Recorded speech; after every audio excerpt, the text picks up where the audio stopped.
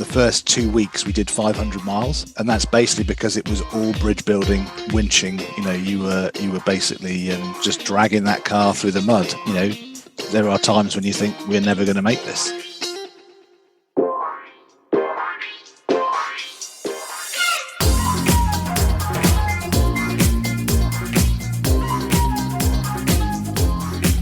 Hi, everybody. Welcome to Horsepower Heritage. I'm Maurice Merrick. And greetings to all of you listening worldwide. And if you're new to the podcast, thanks for checking it out. Glad to have you here. And every week I bring you a different bit of internal combustion entertainment. And sometimes it's a documentary style piece. Other times it's an interview. But either way, it's all about the people and the stories behind the machines. And if you enjoy the show, take a minute to tap that follow button, click that 5-star rating, and leave me a review. But most importantly, share the podcast with some friends and help get the word out. And the audience is growing every week. All right, well, who remembers the Camel Trophy? For Land Rover fans, it was like the Le Mans of four-wheeling. For nearly 2 decades, it was the world's premier off-road competition testing man and machine to the limit.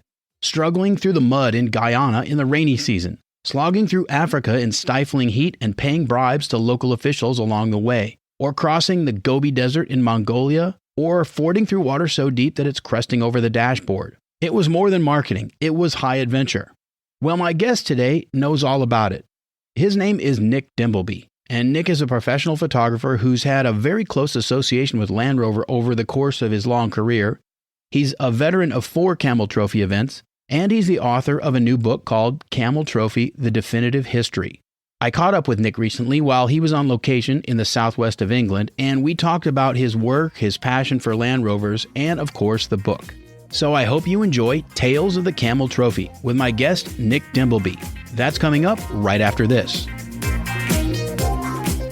This episode of Horsepower Heritage is sponsored by Model Citizen Diecast. Maybe you can't afford that Shelby 289 Cobra or that Porsche 356 Speedster, but having a scale model on the shelf is easy with Model Citizen Diecast. They stock collector-grade scale models in 1/43rd scale, 1/18th scale, and even the massive 1/8th scale masterpieces from the Amalgam Collection. And if you use the promo code HERITAGE at checkout, they'll give you 10% off your order. Limitations apply. Just visit ModelCitizenDiecast.com and check out their great selection. From race cars to classic cars and everything in between. Model Citizen Diecast, because your inner child still wants to play with cars. And now, here's my interview with Nick Dimbleby, right here on Horsepower Heritage. Nick, thank you for joining me, and I'm excited to hear about your book, but I think we should tell people a little bit about your photography career. You quickly established yourself as the go-to guy if someone had an assignment that required sleeping outside, hanging out of helicopters, being in austere conditions. You're really kind of an adventure photographer, aren't you? Yeah, I guess it's one of those things that, like a lot of situations and careers, I sort of fell into it, really. It sort of happened by accident. I've always been, since being a preteen, 11, 12-year-old, I got into photography, and Land Rovers came as part of that.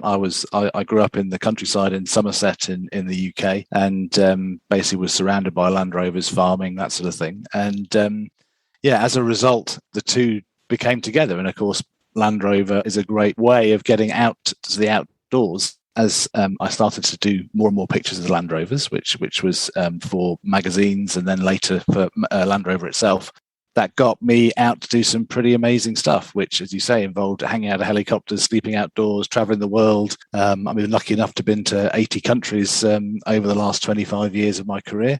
So, yeah, it's been great. Really feel very privileged to have done it. Yeah, and of course, I don't want to pigeonhole you because your photography extends far beyond the Land Rover brand, but that early association, I think, has held you in good stead throughout your career. There's always been Land Rover work for you. Absolutely. Yeah. I first started doing work with Land Rover in 1997 when I was 24 years old. And I'm very, very grateful to be still working with the company now, which is fantastic. But as you say, I've also worked with many other different brands over my career, including Bentley, Aston Martin, Bugatti, and also doing other work for other clients, BAE Systems, which do all the aeronautical and military and all sorts of other weird and wacky stuff that's been really cool to shoot. So yeah, everything from jet fighters through to tanks and Land Rovers and Bugattis and everything in between. So it's a really interesting job. Right. A few Bentleys, some Le Mans work. Exactly. Yeah, very much so. Yes, I was with Bentley back in the early 2000s when they did their Le Mans campaign with the Speed 8, and yeah, obviously with Aston Martin is also doing some Le Mans stuff. So yeah, Nürburgring as well. So it's been great, really varied career, and very, very grateful to be doing it. So, Nick, you've had this long relationship with Land Rover, and I suppose that you have some natural affinity for pushing the limits, perhaps not being so comfortable all the time. I mean, after all, you could be a studio photographer if you chose to do that exclusively, but you like getting out there.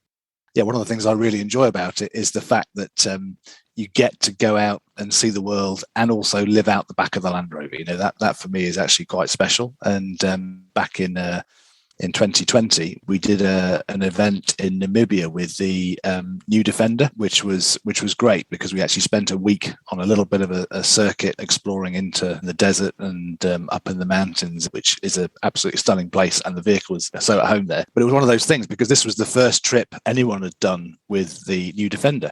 And I was also a little bit like, oh, this is going to be quite interesting because obviously I've done many trips in the old Defender, but never a trip in the new one. And actually, it was really great because I really felt immediately that this is a Defender. You know, you really felt at home. You know, for example, I have a little bit of as a lot of people do, you have your own little spaces. You like to put your water bottle somewhere, or you like some wet wipes somewhere, or your head torch, or my camera bag sits on the back seat and my cameras are accessible so I can turn around and reach and get them. And so when I started to put the stuff in the car, it sort of started to sort of feel at home. And it was that thing where you open the door and you reach to your camera and it was like, okay, so the door's a little bit thicker. It's not quite the same as the old Defender, but it still feels like a Defender. And it was that I really felt was quite special. So yeah, living outdoors and having those sort of expedition trips is something I really, really enjoy. And actually, need to do some more. I suppose it makes it less like work at times. I mean, you're getting paid to travel and to have these wonderful experiences in a different place, a different culture. I do pinch myself every now and again. Yes, it's true. Although there's always a thing. People sometimes say, oh, it's fantastic. You get to do these amazing things. And I totally agree. But the only thing is you're never actually traveling on your own agenda, which is something that is sometimes can be a little bit annoying. So one example of this I'll give you is I was working on Camel Trophy in 1998, which was the first time they had a very long range trip and with adventure sports as part of it.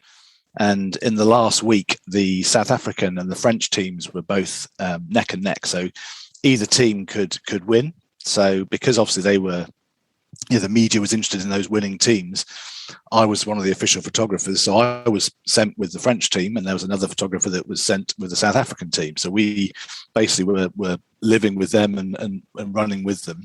But obviously they set the agenda of where they wanted to go. So at that point, we were down in the southern part of Argentina in Tierra del Fuego, which is obviously an absolutely amazing, stunning place.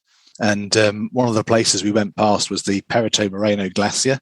And I was like, we've got to go there. We've got to, we may never, ever be in this place again. So I sort of go on the radio and say to the team, look, guys, we're just literally, 10K away from this glacier. Can we just go and have a little stop and maybe take some pictures and just enjoy it? And they were like, nope, sorry, we've got this competition to win. We're going to win this competition. And that's it. They were heads down. And we literally drove past this turning. And I remember looking at the turning thinking, I'm not going to go there then. And that's it. So I've never been there, not been there since. And that was in 1998. So maybe one day I'll get a chance to go back and actually visit it for real. But I was close, but not quite close enough. You touched on the competitive spirit that those guys had. And I'm really interested to get into that as we dive into the Camel Trophy. You've written this book, Camel Trophy, The Definitive History, and it's published by Porter Press in the UK. The Camel Trophy was called at one time the toughest endurance event in motorsport. I wonder if you agree with that assessment. I think it's a pretty fair comment, to be honest. So I was lucky enough to do the last 4 Camel Trophies, which was 96, 97, 98. There was no event in 99, but there was in 2000, which you may know was actually in boats. in the South Pacific. So a completely different trip to the previous ones. So 96 was Kalimantan in Borneo. And on that trip, the first 2 weeks, we did 500 miles. So, you think about that for a minute, 500 miles in 2 weeks. That's a pretty slow average speed. And that's basically because it was all bridge building, winching. You were basically just dragging that car through the mud. And then, as a photographer, it's great because you actually there photographing the guys doing stuff, but equally you sometimes need to put the camera down and actually help to get the cars through, because there are times when you think we're never going to make this. So that was something that I think was quite typical on almost every Camel Trophy, to be honest. Obviously sadly I wasn't there at the beginning, but as part of the research of this book, which has been great, I've spoken to many people that were on those early events and throughout the 80s and the 90s. And that was the theme. The theme was getting those vehicles through, getting the teams through in almost impossible odds. The challenge of just getting the cars through those obstacles, mostly natural or broken bridges, because one of the things that Camel Trophy always did was they always stuck to existing trails or tracks. But in the jungle, of course, a trail that's not used soon gets absolutely covered up by creepers and fallen trees and everything else. And that's what we were finding. The track we were on was a road, but it hadn't been used for a long time. So as a result, you had many trees across, and also bridges that were just destroyed because the monsoon or the rains would come, wash the bridges away, and that's it. You can't get through. So the only way is to get a couple of hundred guys and girls and winches and sand track and just get that bridge built, which was pretty cool.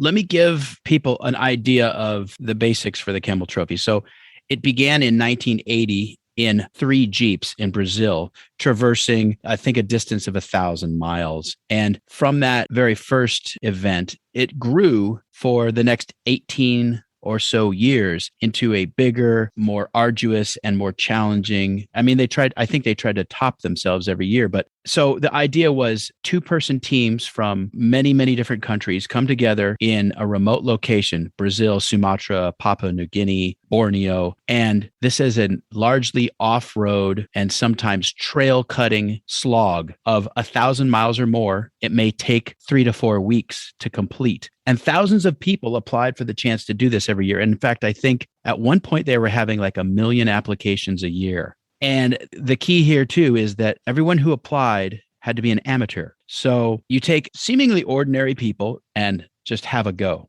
That's exactly right. Yeah, you've summed it up really well, actually. That's exactly what it was. So the first couple of years, in fact, 1980 and 81 was actually a German-only competition. So it was only teams from what was then West Germany. But in 82, it was opened up. And in fact, the first US team took part in 1982. In fact, it was 2 US teams. And that was the first year there was international competitors, with also some Italians and some Dutch. And then obviously, as you say, the event just almost got a life of its own. Throughout the 80s, it became bigger and bigger.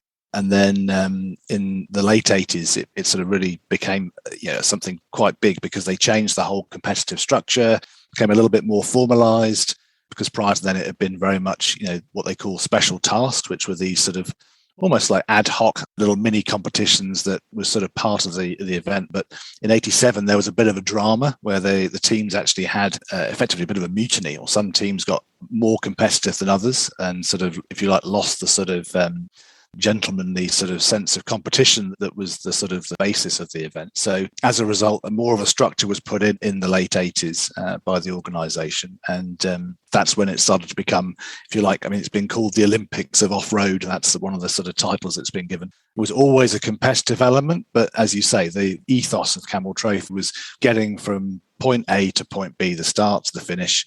And you didn't know what you were going to experience in between, and each year was different, again caused by the different locations. So for example, in 91 it was in Tanzania and Burundi, and there the teams were horrendously behind schedule because there was a type of mud called black cotton, which is effectively this sort of mud that's vegetation and sand, and sort of it's all sort of goes into this incredible like sticky soup that sucks the car in, so it gets stuck onto its chassis. And then of course the other problem is this vegetation then sort of tangles up amongst the drivetrain, and so it really is the sort of the perfect storm of horrendous driving. and obviously the teams had to get themselves through. So I think at one point the convoy was spread out over several hundred kilometers, and they were sort of 3 days behind. So the first crews were driving through no problem, but of course, as each car came through, the conditions got worse and it became harder and harder. So obviously all this is discussed in the book. So it's great to be able to tell some of these stories, which, I'm talking about an event in 1991, which is 30 years ago. So there was obviously a lot of media coverage done at the time, but that's sort of now forgotten about. And I wanted to revisit some of these stories and actually showcase some of these amazing photographs as well, which is why I did the book. Yeah, let's talk about the genesis of it too, because obviously, having been there multiple times, you had very special memories of it. But was the book a slow burn? I mean, is this something that you'd thought about for a long time, or? Yeah, definitely. I mean, it was one of those things. I'm a as well as being a professional photographer and working for Land Rover, I'm also very much a Land Rover enthusiast. It's part of my DNA, basically, the green oval. So for me to be working at Camel Trophy was amazing. But when the event finished and time passes, and I sort of looked back at it and said, I want to tell that story because obviously because I worked amongst the teams that had been part of it for many, many years. I'd heard some of the stories and the around the campfire type stuff, and also experienced it. And I thought, these are stories that need to be told. And in the case particularly of the guys that were working in the early 80s, these guys were in their 30s and even 40s. Back in 1980. So they're now sort of in their sort of mid 70s and early 80s. So unfortunately, time moves on and obviously these stories eventually disappear. So with the people that are there to tell them. So I was really keen on getting those stories. And in fact, it's tragic, but there's a few people that have already passed before I got to speak to them. But for example, there's one gentleman, Peter Bearder, who ran the communications setup, and he helped a lot with some of the stories from a chapter about the communications and the infrastructure. And sadly, I spoke to him in April, and he passed away in May. So, yeah, great to have actually been able to get those stories from him before he left us. Yeah, the years roll on very quickly. You turn around and you're looking at your youth in the rearview mirror. Exactly. Exactly. It's humbling. You've kind of given us an idea of how difficult some of the going was, but it's not as if they simply let them loose. I mean, even though these are amateur competitors, they did have some training in England at Land Rover's proving grounds. Exactly. Yeah, and I think that's one of the things that, because it's quite interesting. One of the things I've really enjoyed about the book is actually looking back and comparing today's world with the world that existed back in the 80s, 90s. And obviously this was, you think nowadays we live very much in and rightly so, in a health and safety, everything is very carefully structured so people don't injure themselves at work or while doing trips. But at the time, there was no risk assessments. There were no health and safety things. But actually, there was. But we just didn't know what it was called. We weren't aware of it. And exactly as you say, the training and selections that took place, and that took place, right from the first event where Land Rover was involved in 1981. There was a training session at Eastnor Castle, which is one of the well-known sort of places where Land Rover has been testing its products for many, many years. The Land Rover experts basically took these Camel Trophy competitors, that some of which had maybe never driven a four-wheel drive or off-road before, put them into vehicles and basically taught them what to do. As well as that, there was also first aid training, firefighting training, sort of bushcraft skills. So they did definitely give the competitors the best advice. And of course, inevitably, a lot of the people that were taking part were the right sort of people in the first place. So they were people that had experience on expeditions. Some of them had also obviously been driving off-road before. They're sort of the people that kept themselves safe and had a good time as well. During those trials at Eastnor Castle and during all that training, had they decided on everyone? Because it seems to me that that's a test. Who are we really going to take?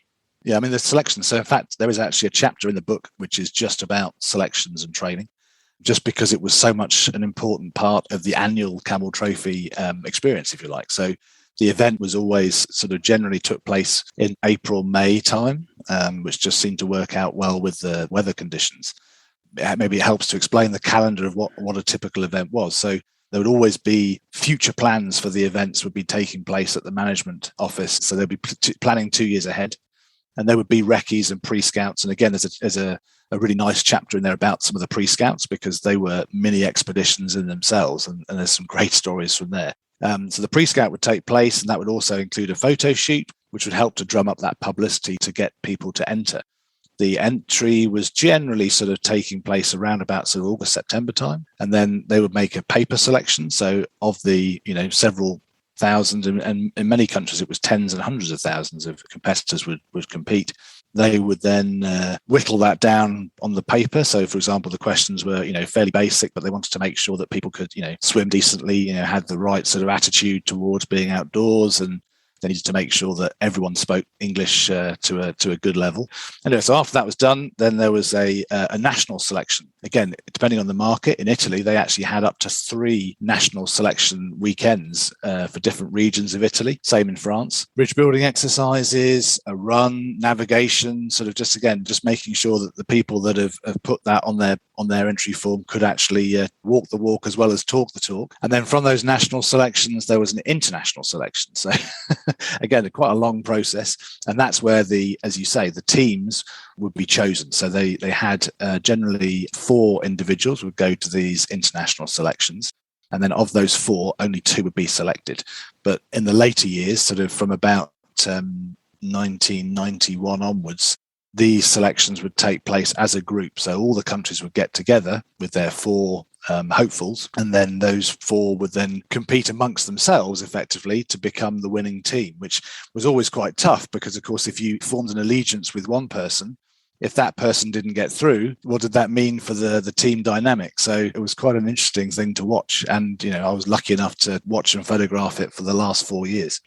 It seems to me that Land Rover invested a considerable amount of money in this every year. I mean, it's a lot of preparation and planning and staffing. And well, it's actually quite interesting because Camel Trophy was an event that was actually run by initially obviously R.J. Reynolds, and then latterly in the 90s it was more about the clothing, the watches, Camel Trophy range of watches, boots and adventure wear. In 1992, in fact, Land Rover became the co-sponsor of Camel Trophy. Prior to that, R.J. Reynolds actually purchased the Land Rovers they were using on the event from Land Rover. Admittedly, they got them for a fairly decent price, and they also supplied assistance with Eastnor Castle and some of the training.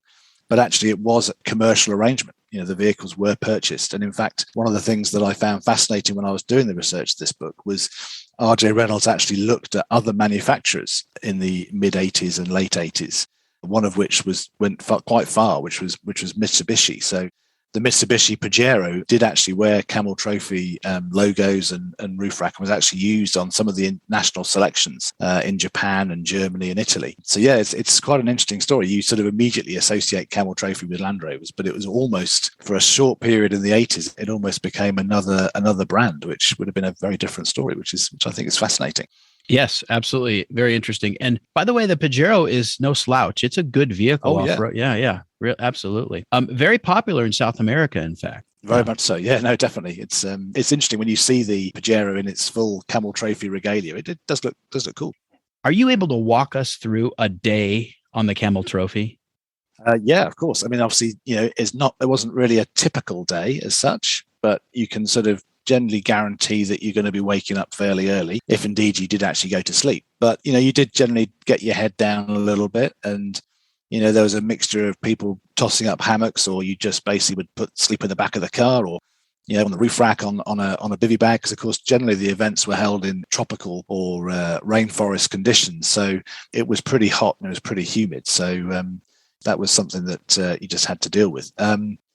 So obviously the morning would start, and you'd probably, get out and give yourself a brew. So there'd be the Volcano, the Kelly kettle, which was, I don't know if you're familiar with those. Yeah, they're great bits of kit. Have a cup of tea or a coffee to get you going, and then then it would be a ball in the bag, Wayfarer meal, which you'd probably slap that on the engine, because that's and in fact, I remember the years that I did it was the 300 TDI diesel, which was great because it had a little rubber flap on the top of the metal block of the engine, primarily there for soundproofing and to look good. But actually it was perfect because you could line up 4 of the Wayfarer ball in the bags underneath this rubber cover that you could lift up, put the ball in the bags underneath, the cover would sit over the top, hold them nice and steady. And of course, after an hour or so of warm engine, the food would be nice and hot, and you could open it up and eat away. So that was good. But yeah, so in terms of the actual day, you would often travel as a convoy. The convoy maybe would be split up into little mini convoys, depending on how the going was. Because obviously, if you've got, sort of 25, 30 cars all together, it does sort of be quite a slow process. So they generally sort of tend to split them up into sort of 5 or 10s. And you just make your way through. There was a road book, which would give you sort of the key directions. And, there would be challenges. The recce teams would have obviously driven most of the roads beforehand, but on some of the places, so for example, in Kalimantan, the routes that we took hadn't been driven by another vehicle for about 20 years, they said. And the teams had actually wrecked it using light aircraft. So, looking down and obviously seeing that there was a track in existence is very different from actually physically being on the track, which did make the going interesting. And hence the reason why it was so long, those 500 miles in 2 weeks, just because, what looks like a track from the air, when you're actually down there with your wheels on the ground, it's very different. So, there was times when we were having to do a multiple snatch recovery or snatch pull. So where you're basically putting, I think the most we did was like 6 or 7 cars together. And the idea being is obviously the first car goes through the mud hole or the obstacle, clears it, and then obviously once it's clear onto the sort of firmer ground, then it's pulling the next car through, which then obviously pulls the next one, and it's sort of like an automotive caterpillar, I guess. And that sort of that was a technique that was often used to get through some of the muddier sections. But if you were the guy at the back, the car at the back, it was quite a hair-raising ride, because of course you were at the mercy of the 5 other cars that had gone through, and if they were struggling, they might be going a bit quickly. So yeah, it was sometimes you sort of felt like you were being, thrown into these mud holes at really, really breakneck speeds. But, I think they did have a few rollovers and a few sort of moments. But, again, there were never any deaths on Camel Trophy. There were never any really serious injuries. Which is miraculous, I think. If you've ever seen video of the Camel Trophy, there would be 8 or 10 people hanging off the side of a Defender 110, holding onto the roof rack, trying to balance that vehicle because it's already leaning at 30 degrees and they don't want it to go over, and they're trying to get through mud and it's slipping sideways and the tires are spinning. And I mean, it's a different era, wasn't it? Yes. And I mean, it's a marshal's nightmare, right? It's exactly the stuff that is a total no-no today. Yes. Well, I think the nice thing is, I think it's one of those things, as everyone looked after themselves. You know what I mean? There was that sort of group responsibility that you knew that guy was going to look after himself and you were going to look after yourself, and somehow it all just sort of came together and worked. The team, as I said to you before, there was really excellent training, and the selection process helped to make sure that the right sort of people got involved. And there were safety things. So for example, all the vehicles had the full roll cages. And there were cars obviously that did end up on their sides on quite a regular basis, largely due to sort of maybe over-enthusiastic driving or badly loaded, so the cars would topple over. But, because of the roll cage and the structure, it was just a case of putting a winch cable on the top of the roof rack, pulling it back onto its wheels, and I'm pretty sure, I don't think there was that many cars that there were a few that looked like they shouldn't have finished it, but they were, I think pretty much every car that started ended up finishing. It's a fine line sometimes off-road when you need that momentum to carry you through an obstacle, and yet at the same time you're risking a rollover or a shunt against a tree or something. So exactly. But I think, again, what's quite interesting, what I've really enjoyed about putting this book together is actually looking at how much the world has changed and how much technology has changed and how things are very different. So for example, you're thinking about Land Rover products of the 80s and 90s. There was a center diff lock, but there was no traction control, there was no axle diff locks. It was very much sort of just basic technology. You had to, as you say, you had to use momentum to get you through.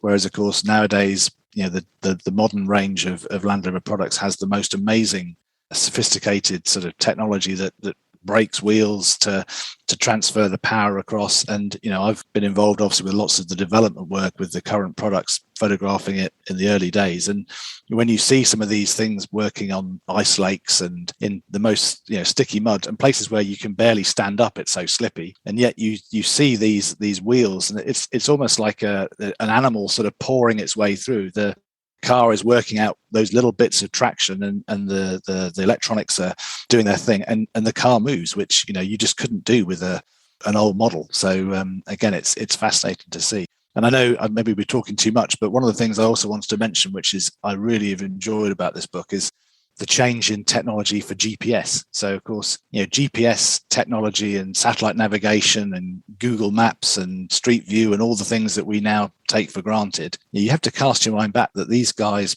in the 80s and 90s, they didn't have GPS. So, navigation was basically with compass, stars, and a map. So I had some great stories from Ian Chapman, who was the event director from the late 80s through to 96. And he was telling me that when they did the event in 1990, which was in Siberia, that was obviously just as the Soviet Union was falling. So there were no maps. The only map they had was a US Air Force map of the area, which he said was pretty much a blank sheet of paper. There was a few borders marked and some blue lines that were rivers, but apart from that, the guys knew nothing. They didn't know what it was there. So when they did the pre-scout in 1990, it was quite an interesting trip because they went down roads that just didn't exist on the map, and even the locals didn't know where they went. So it was quite an adventure. If I'm not mistaken, that Siberian Camel Trophy took them through the taiga. Correct. That's right. And that is notorious for being passable only in small windows in the spring and the winter. And the rest of the year, it's either too swampy or just covered in snow, basically. Right. Several times you've used the word mud. I don't think we can underestimate or overemphasize the mud component in the Camel Trophy, because when I think of the event, that's like one of the top 3 or 4 things I think of. They say that the Inuit have something like 26 words for snow based on whatever condition it's in. And I think that's true in many parts of the world with regard to mud. You mentioned earlier the black cotton. Exactly. Yes. No, that's a classic case. I mean, that's one of the guys that was on that event, a chap called Duncan Barber. He describes that as one of those things. It's a bit like malaria. Once you experience it, you don't forget it. Black cotton was definitely one of the sort of most fiendishly nasty types of mud known to man. But I think there was lots of different types of mud. I think it would have been good if we'd have actually done like a little say a mud guide, different types of mud. But having said that, I mean, I don't know if you've ever been to Eastnor, but if you haven't, you should go there. I mean, Eastnor in itself has a very unique type of mud. The camel cars just look fantastic when they're covered in it. That paint colour Sanglow, which was a 1970s British Leyland shade that sort of became adopted as the colour of Camel Trophy and lasted throughout. That colour just looks fantastic when it's got mud splattered all over it. And in fact, you see the vehicles, lined up at the beginning of the event, all absolutely, brand new out the factory, showroom fresh, perfect, pristine things. And then, of course, at the end of the event, they're looking somewhat less pristine, shall we say. I actually think Sanglow is better when dirty. Yeah, I think you're right. I think, it's quite an amazing colour. In fact, again, I write about this in the book. I can't imagine Camel Trophy being another colour. It just looked right in the jungle conditions, but also it looked in the later years. There was events in the snow, obviously in South America, and then obviously in the desert. In '94, the convoy went through the Atacama, which is one of the driest places known to man. That's right. In fact, NASA has done Mars training in the Atacama because it most closely resembles the Martian surface. There we go. So we know that Sanglow vehicles will look great on Mars then. So that's good news. But yeah, I mean, that's it. They just look fantastic in all conditions, in the jungle, in the desert. In Mongolia, we went to the Gobi Desert. And again, the Sanglow just looked fantastic. So it's a great color. I'll be right back with more Horsepower Heritage. Hey, if you're enjoying this interview with Nick Dimbleby, you might also like episode 7, which is called Land Rover, the Accidental Icon. It's really the origin story of the Land Rover, and here's a clip. Explorers, oil companies, the United Nations, and even Queen Elizabeth herself were all driving Land Rovers. The reputation of the Land Rover was made by people both ordinary and legendary. In 1950, an Australian-born writer named Barbara Toy made a bet in a London pub that she would drive to the Middle East and back.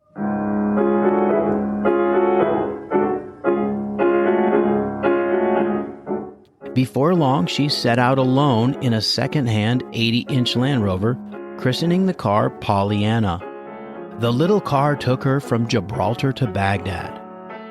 Toy made at least 7 long-range expeditions in Land Rovers over the next 40 years. Africa, Australia, Asia, North America, and mostly the deserts of the world. Check out that great episode and the rest of the back catalog, and thanks for listening. And if you want to help keep more great stories coming, you can go to buymeacoffee.com/HP Heritage, and your support will definitely help. And now back to my interview with Nick Dimbleby.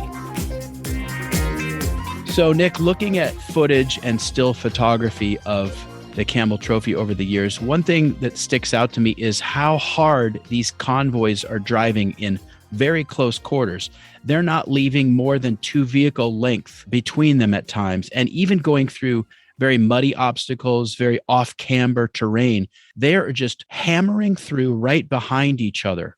If people aren't familiar with it, or maybe they think that the Camel Trophy was sort of just playtime, it was legitimate, highly technical, intense off-roading. For sure. Although, to be fair, I think looking at some of those video sequences where the vehicles are running very close together, I suspect they might be a little bit more staged for camera. And okay, because just because it's, if you think about it, if you were having to drive in that close proximity for so long, it's going to be quite exhausting, and you're going to end up with a really dirty windscreen. So we did occasionally set up the odd big convoy shot was done for the cameras, inevitably, because as you can imagine, obviously the event was, we had to come back with amazing film footage and photography, because otherwise it would have been a great event for the, sort of 150 people that were on the convoy. But obviously, if you don't share that experience and that footage with the wider world, it's great for the 150 people, but not so great for everyone else. So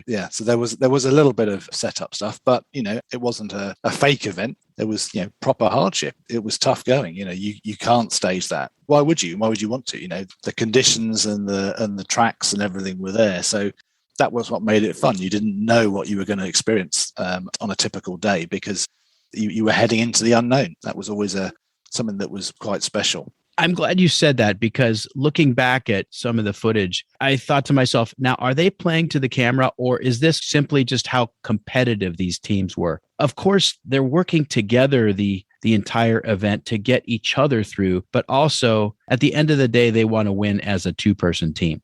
Yes. I mean, but I think what was quite good is they changed that format. So in the 90s, they generally had competition sections or days that were at the beginning, at the end, and occasionally in the middle of the event. That's where you were competing against your fellow teams. But when it came to the convoy drive, you were all in it together. It was very much the famous team spirit. That was what it was all about. I think one of the things that you just touched on there before, a lot of some of the iconic images that you see, and also the film footage, some of those were actually photographed and filmed on some of the pre-scout events. Particularly, there's a sequence with a chap that was actually in pretty much a submerged 90. I think people are very familiar with that, with this guy waving from inside the cab, and it's completely full with water. That was actually a staged set of photos that was done on the pre-scout by a chap called Wolfgang Drazen, who was the photographer. But, it was done for real. It just happened to be sort of set up for the cameras, and the car was winched out. And once they'd sort of, drained the water out of the plugs, it was, crank the engine and off they went. They cracked on. Let's talk about the vehicles, because Land Rover used their entire model range throughout the history of the Camel Trophy, beginning with the Range Rover 2-door, and then working through the 2 different wheelbases of the 90 and the 110, which later became rebadged as the Defender, of course. And then I believe they ended with the Freelander, which is a model that's not with us anymore. But those vehicles bookended one of their most successful models in the 90s, which was the Land Rover Discovery. I'm curious if you have any insight as to what Land Rover gained from an engineering or construction standpoint from the trophy. I suspect that they had some lessons, but I also know that the vehicles were really good to begin with. Correct. Yeah. I mean, they were basically standard. The drivetrain, if you like, was completely as you could buy from the showroom. They were mainly, as you say, to start off with, they were the V8s, the Range Rover 2-door from the early 80s, 81 and 82. And in fact, again, part of the research of the book, which I found out, the vehicles that were used in 1981, they were actually reused in 1982. And there's actually a famous bit of footage. If you look on YouTube, there's a bit where you see the guys with a hat or a bowl or something with all the car keys in it. I remember watching it on YouTube like many years ago thinking, why are they getting their keys out of this bowl? And I now know why, because it was pot luck if you had one of the new cars or if you had one of the old cars that, let's face it, even though they've been reworked, had quite a history.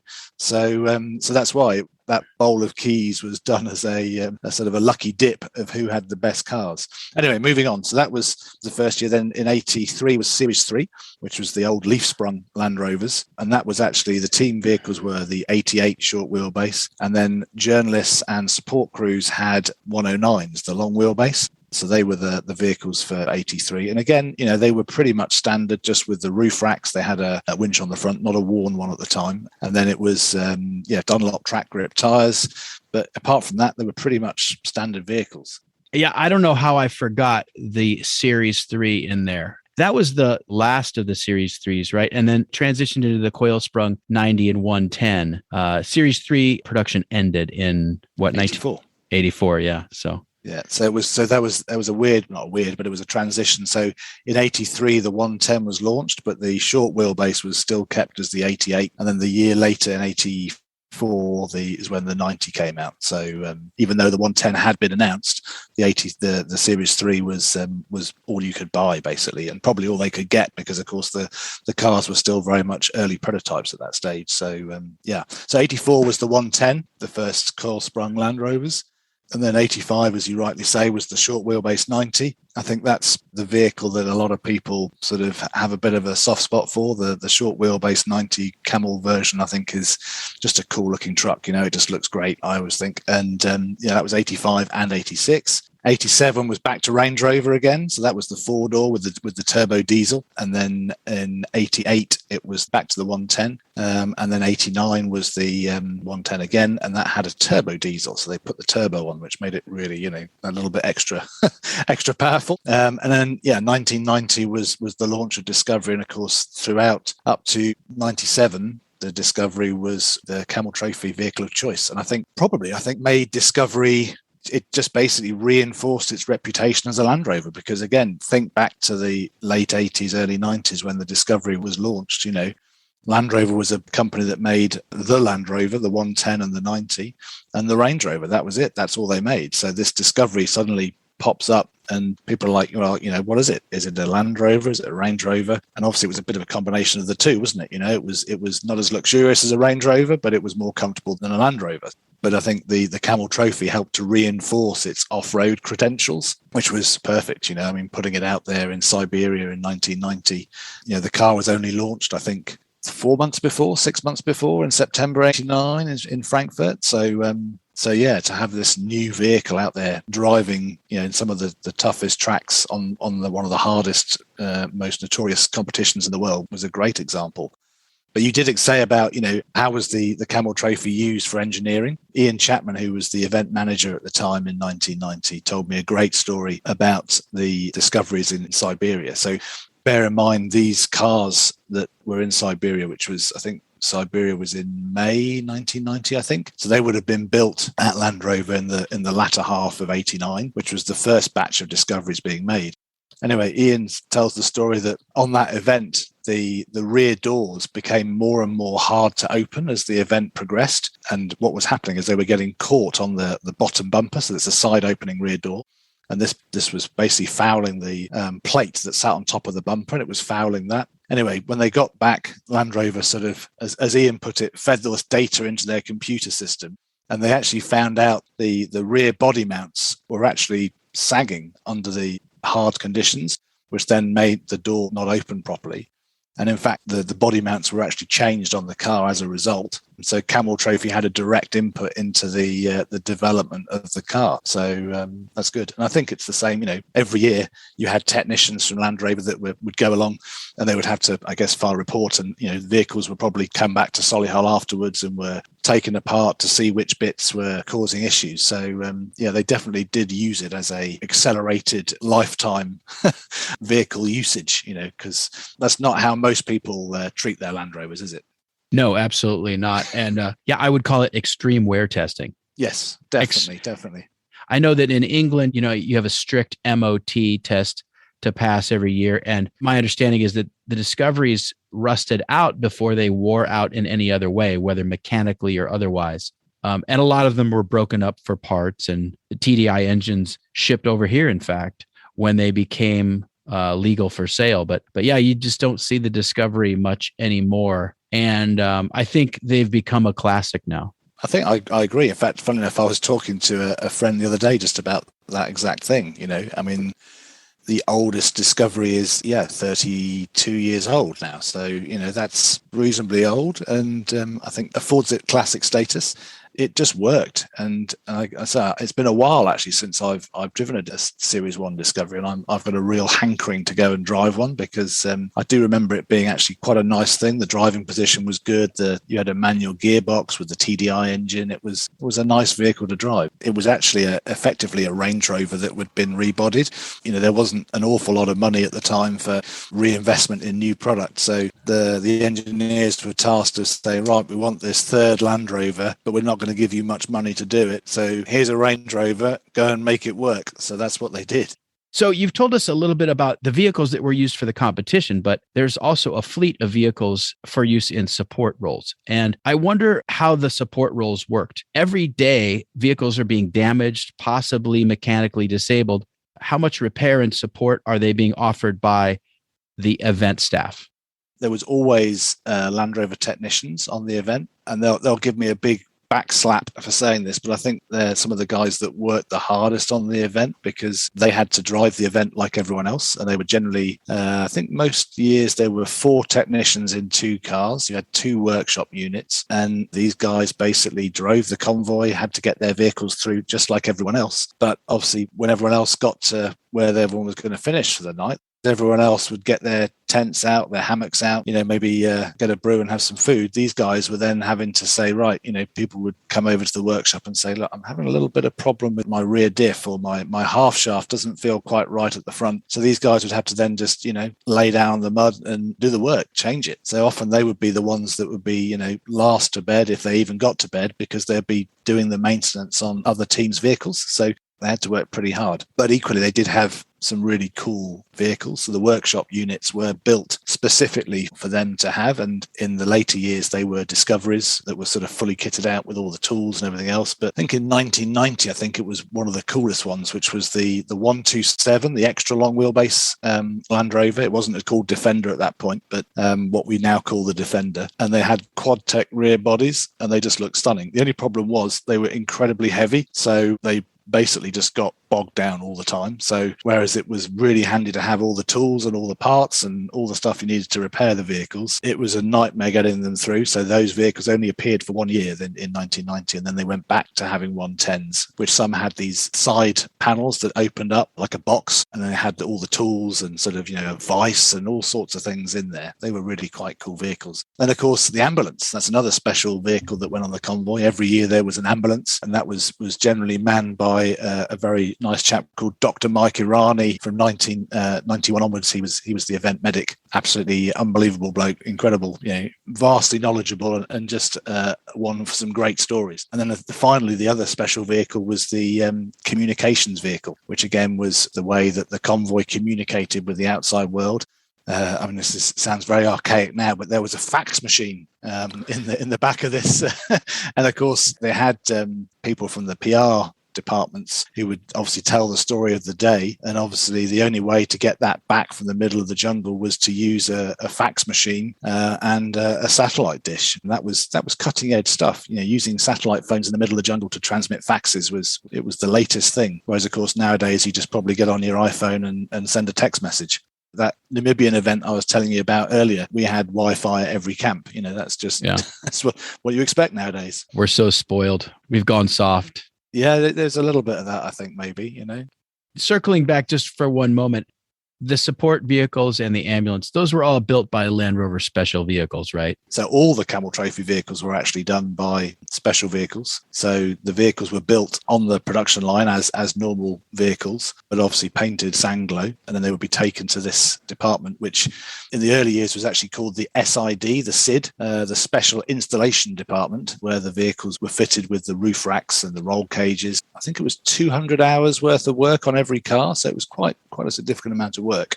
And as I say, even though the transmission was standard, there were lots of extra features. So, for example, the winch shears and all that stuff had to be properly wired in. You had all the extra, that's the iconic thing, isn't it? The roof lights of the Camel Trophy vehicles, and all those were wired in to operate on a special switch. There were other things like the internal map reading light. There was a light socket inside, a voltmeter. Lots of very specialist equipment. They were really nicely done. And as you say, the special vehicles department were the ones that did all that, and obviously produced the specials as well. Of course, another one I forgot was the Defender high caps, which were used as the raft units in the early 90s, and they were really cool looking things. All that was done by special vehicles, which is now still very much part of Land Rover's business. But I think nowadays more one-off bespoke vehicles for customers. We've just done some work with the Range Rover Ultimate a couple of months ago, which is the last incarnation of the current Range Rover.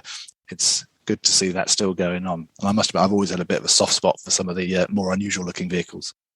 Let's speak a little bit about the format of the book. I mean, this isn't full narrative because obviously you're a photographer and many of your images are in the book, as well as images of other photographers throughout the years of the trophy. So how would you characterize the format of the book, just so people get an idea? Yeah, of course. I mean, it was something that I thought about because it was, the obvious thing was just to tell the history, but actually there was so many other stories to tell. So just giving you a very brief chapter guide. So the first chapter is basically an introduction to the people. It's the key players, the people that, if you like, you'll meet along the story. Second chapter is what you could say is the second most important thing of any Camel Trophy, the vehicles. Talking about the whole history of the vehicles from the Ford U50, which is the Brazilian built Jeeps that they used in the first event, all the way to the ribs that were used on the event in 2000. Looking at the build and a little bit of technical specification. And chapter 3, we start with the first 3 years, 80, 81, 82, 83, which is, that was the sort of the German era. And then moving on to 84 through to 87. And that was another little sort of an era that sort of was almost self-contained. And then 88, 89, which was that transition phase when they went from this competition that was less, it was more sort of, part of it, whereas a more formally based competition that used a company called World Championship Promotions, which was owned by a chap called Terry Harriman, who was a very famous rally navigator. So he brought in a lot of his expertise in rally competition to really formalize the competitive structure. And then the next chapter is 1990 to 96, which was the years of discovery, basically. And of course, all the way through, the narrative is about the event, but equally, I'm talking about what was going on behind the scenes, the way that the event and also the management was changing. RJ Reynolds was being less involved. So there's a narrative that goes through all the way through. And then the last 3 Camel Trophies, how the event sort of came to an end. Following that, the next chapter talks about training and selection, quite a big part of the event, even though it wasn't sort of something that you necessarily think about. But again, some amazing old photography of very early Land Rovers, some of the early teams at Eastnor Castle, some great fashions, from the 80s. It's really cool stuff. And then pre-scout. A lot of the people that said this was the real Camel Trophy because this was the small bunch of generally the event management and also some of the ex-competitors that were invited back, the guys that really made an impression on the event management team. They would be invited back to sort of help with the pre-scout. Again, some pretty interesting stories, including the pre-scout of an event that never happened. So there was actually a pre-scout in the Himalayas. The Camel Trophy almost went to India, but for various reasons it never happened. You have to buy the book to find out. But but it was an incredible story because they decided they weren't going to do the event, but very late in the day. So literally Ian Chapman flew from India to Kenya to go and do a recce to make the event that actually became the Tanzania-Burundi event. But they literally pulled it out the bag in about 7 or 8 months. So it was, pretty impressive stuff and a great story again, why it all happened.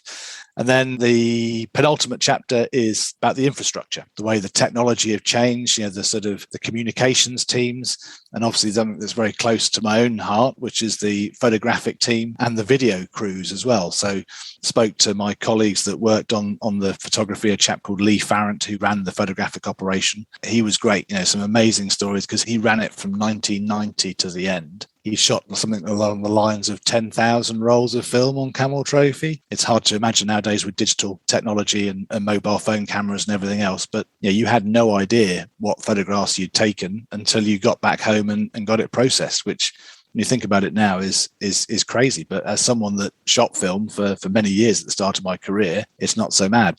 With modern eyes, you look at it and go, God, that was so archaic. But that was what was available at the time, And then the final chapter, if we've not run out of breath, is about the legacy. The event finished in 2000, but obviously Land Rover kept going with adventure travel, and it looks at some of the things like G4 Challenge. There was an event called Defender Challenge, obviously Trek, which is very much from the US. And obviously there's other amazing stories about people that own old Camel Trophy vehicles and then have a whole life of adventure subsequent to the event. Some of these guys have done incredible round the world trips to Africa, multiple trips to Africa in Camel Trophy vehicles. And, it's really amazing to hear some of these stories and what makes the vehicles so special. The spirit lives on.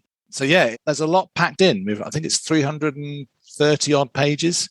It's a labor of love, I can assure you. Well, after all, you have called it the definitive history, and it sounds like it's going to deliver. I'm very excited to read it. And that was a great teaser synopsis for us.